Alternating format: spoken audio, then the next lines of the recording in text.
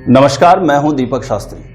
आज के इस वीडियो में आपको जानकारी देने वाला हूं माघ मास गुप्त नवरात्रि से जुड़ी हुई ऐसी आवश्यक जानकारी, ऐसे आवश्यक नियम के बारे में जिनका पालन करके आप अलौकिक शक्तियों की प्राप्ति कर सकते हैं और इन शक्तियों के माध्यम से आप इस संसार के अंदर विजयश्री को प्राप्त हो सकते हैं। आपका प्रभुत्व, आपका वर्चस्व इतना बढ़ेगा कि आप इस संसार सागर के अंदर एक श्रेष्ठ व्यक्तित्व के रूप में देखे जाएंगे। बहुत खास होते हैं गुप्त नवरात्रि की जो ये नवरात्रियां होती है, इसमें बड़े बड़े आकर्षण, बड़े बड़े सम्मोहन, बड़ी बड़ी दुर्लभ शक्तियां अर्जित करने का समय होता है। तंत्र मंत्र के जो जानकार होते हैं वह इस रात्रि के रहस्य को समझते हैं। और प्रिय दर्शकों, आज के इस वीडियो में आपको बताऊंगा एक साधारण सदगृहस्थ व्यक्ति किस प्रकार से इन शक्तियों का प्रभाव अपने शरीर के अंदर धारण कर सकता है, किस प्रकार से इन अलौकिक दुर्लभ शक्तियों को एक साधारण सदगृहस्थ व्यक्ति इनका कैसे लाभ प्राप्त कर सकता है, कुछ आवश्यक नियमों का पालन करके। तो आज के इस वीडियो में मैं आपको शास्त्र सम्मत सटीक जानकारी देने वाला हूं इसके बारे में। देखिए, वैसे तो साधना पथ बहुत आसान डगर नहीं है, बड़े बड़े योगियों का विषय है। कहते हैं कि छुरस्य धारा निशिता पतस्थत कवयो वदंती, छुरे की धार की तरह बहुत तीक्ष्ण माना जाता है साधना पथ। इस पर एक एक कदम बड़ी सावधानी पूर्वक रखा जाता है। लेकिन एक साधारण व्यक्ति, एक सदग्रस्त व्यक्ति कैसे आसानी से साधना संपन्न कर सकता है, किस प्रकार से देवी की आराधना, भगवत आराधना करके उनका आशीष प्राप्त कर सकता है। कुछ बहुत आवश्यक नियम हैं जिनका उसे पालन अवश्य ही करना चाहिए। इसके बारे में आज आपको जानकारी देने वाला हूं। देखिए, मनमुखी कोई भी भक्ति यदि आप करते हैं ना, तो उससे उत्पात खड़े होते हैं। कभी भी आप अपनी संकल्प सिद्धि के समीप नहीं पहुंचते, कभी भी आपका मनोरथ सिद्ध नहीं होता है। क्योंकि भक्ति तभी फलीभूत होती है जब वो ज्ञान के साथ हो। ज्ञान के बिना आप कैसी भी भक्ति करते हैं ना, तो वो भक्ति बांझ कही जाती है।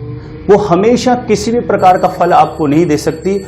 जो भी आप बिना ज्ञान के कोई भी भक्ति करेंगे तो वो भक्ति आपकी हमेशा निष्फल मानी जाएगी।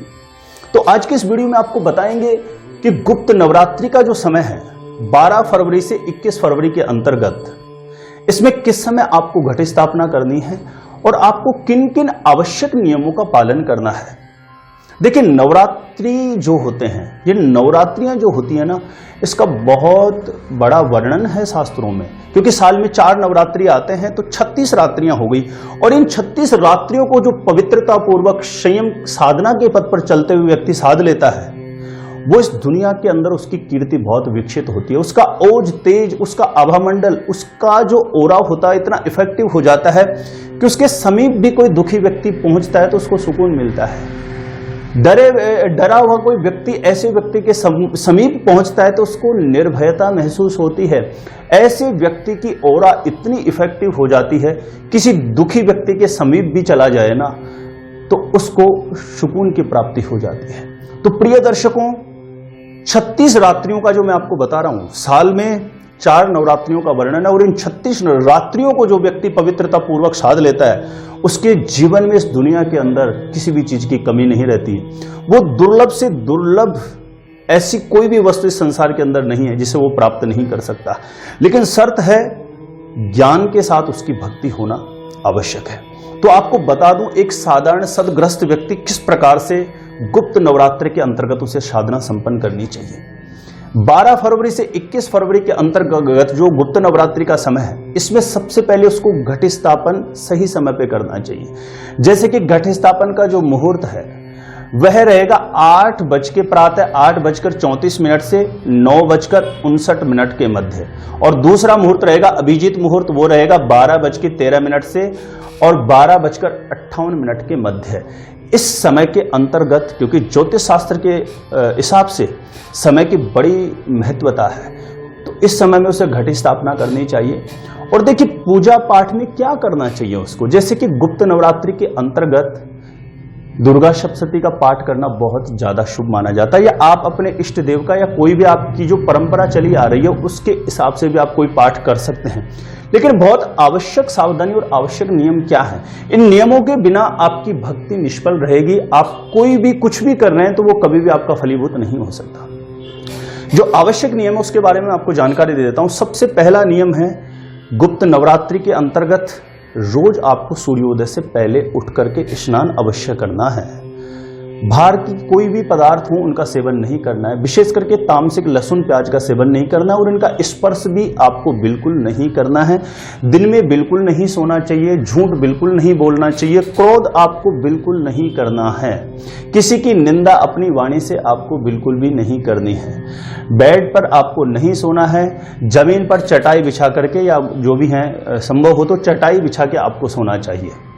और ज्यादा से ज्यादा दिन भर आप जिस इष्ट का भजन पाठ पूजन जो भी कर रहे हैं उसका लगातार चिंतन आप करते रहें।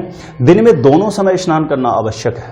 प्रातः स्नान करके पूजा पाठ करें, सायंकाल के समय आरती करने से पूर्व स्नान करके आरती करके जो भी आपके पाठ पारायण का नियम है वो सायंकाल के समय भी आपको संपन्न करना चाहिए। रात्रि में सोने से पहले जो भी आप जिस इष्ट की भी साधना कर रहे हैं 5-10 मिनट अपने हाथ पांव धो करके या आपने कुछ भी आप अशुद्ध नहीं हुए हैं, अशौच आदि का आपने ध्यान रखा है तो आप वैसे भी बैठ करके 10-15 मिनट के लिए अपने इष्ट का स्मरण करके फिर आपको सोना चाहिए। सोते समय आपका सिर दक्षिण दिशा में ही होना चाहिए। और एक सबसे बड़ी खास बात है वह यह है कि 9 दिन आपको ब्रह्मचर्य पालन अवश्य करना है।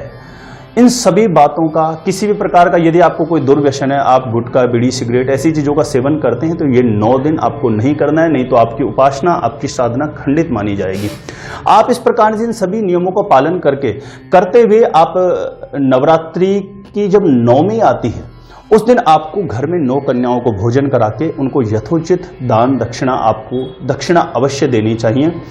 और इसके पश्चात नवरात्रि जब संपन्न हो जाए तो उसके आगामी 3 दिन के अंतर्गत आपको गौ माता को हरा चारा अवश्य खिलाना चाहिए। तो प्रिय दर्शकों, नवरात्रि गुप्त नवरात्रि हो अपितु कोई भी नवरात्रि आगे भी जैसे चैत्र नवरात्रि आएंगे तो नवरात्रियों में ये खास बात है जो अवश्य ध्यान होनी ही चाहिए। जो लोग व्रत रहना चाहते हैं वो व्रत करके करें। जिन लोगों को कोई शरीर में रोग है या शारीरिक सामर्थ्य नहीं है तो ऐसे लोग दोनों समय भोजन लेकर के भी साधना संपन्न कर सकते हैं। लेकिन साधना पथ फलीभूत तभी होगा क्योंकि आप अन्न प्रातः या सुबह आप ग्रहण करेंगे तो आपके अंदर आलस्य प्रमाद की स्थिति बढ़ने लगेगी। इसलिए सबसे अच्छा है कि सुबह आप फल या दूध ले सकते हैं दोपहर में और रात्रि के समय आप भोजन ले सकते हैं। तो इस प्रकार से ये नियम है, इनका यदि आप पालन करते हैं और देखिए सच्ची शिद्दत और श्रद्धा से करते हैं तो आपके जो बॉडी के 8 चक्र है उसके अंदर सकारात्मक ऊर्जा उत्पन्न निश्चित रूप से होती है क्योंकि ये 9 दिन बहुत खास माने जाते हैं। इन 9 दिन में भूमंडल पर ऐसी एनर्जी प्रवाहित होती है तो इस एनर्जी के प्रभाव को जो साधना करने वाले लोग हैं, योगी लोग हैं, तंत्र मंत्र के जानकार लोग हैं, वह इस समय का बहुत ज्यादा फायदा उठाते हैं। तो एक सदग्रस्त व्यक्ति को पता नहीं होता है तो ज्यादातर लोग तो गुप्त नवरात्रि के बारे में जानते भी नहीं है। तो जो लोग समझते हैं, थोड़ा जानते हैं, वो मेरी इन बताई गई बातों का ध्यान रखें क्योंकि 9 दिन बहुत खास माने जाते हैं। बड़े बड़े तंत्र मंत्रों के जानकार इन 9 दिन के अंदर ऐसी ऐसी दुर्लभ शक्तियां अर्जित कर लेते हैं समाज का कल्याण करने के लिए जो मैं आपको बता नहीं सकता।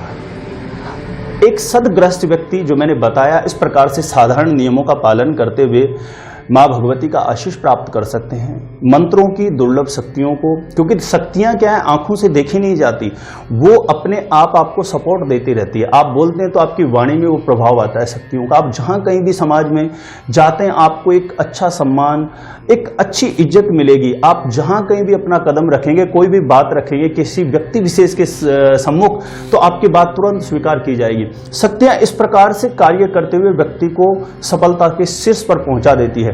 तो जीवन में कामयाबी के शिखर पर पहुंचने के लिए शक्तियों का आशीर्वाद प्राप्त करना भी बहुत आवश्यक है।